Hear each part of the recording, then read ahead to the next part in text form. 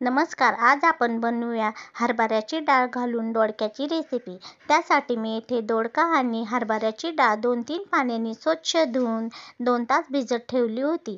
त्यानंतर दोडक्यावरचे साल काढून त्याचे बारीक काप करून घेतले आहे। त्यासाठी लागणारा मसाला हिरवी मिरची, लसूण, जिरे, कोथिंबीर आणि भाजलेले शेंगदाणे घेतले आहे आणि धने पूड, हळद आणि चवीनुसार मीठ घेतलेले आहे। त्यानंतर त्या मसाल्याची बारीक पेस्ट करून घेतली आहे। आता आपण भाजीला फोडणी देऊन घेणार आहोत। त्यासाठी मी येथे कढईमध्ये 4-5 पळ्या तेल घालून त्यात आपले कापलेले दोडके आणि हरभरे घालून त्याला छान असे परतवून घेणार आहेत। त्यानंतर त्याला परतवून झाल्यावर आपण त्यामध्ये थोडीशी हळद आणि थोडेसे मीठ घालून त्याला देखील छान असे परतवून घेणार आहोत।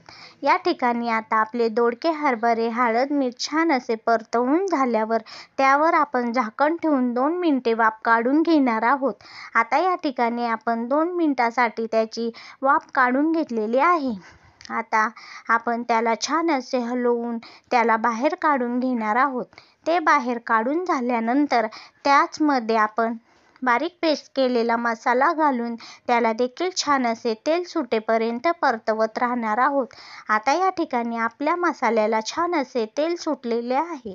त्यानंतर आपण त्यामध्ये हळद घालू, धनेपूड घालू आणि मीठ घालून घेणार आहोत आणि त्याला देखील छान असे परतवून घेणार आहोत।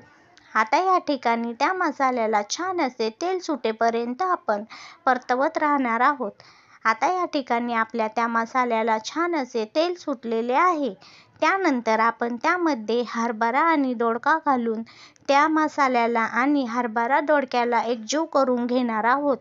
आता या ठिकाणी आपण हरभरा, दोडका आणि मसाला पूर्णपणे एकजीव करून घेतलेला आहे आणि त्याला तेल देखील छान सुटलेले आहे।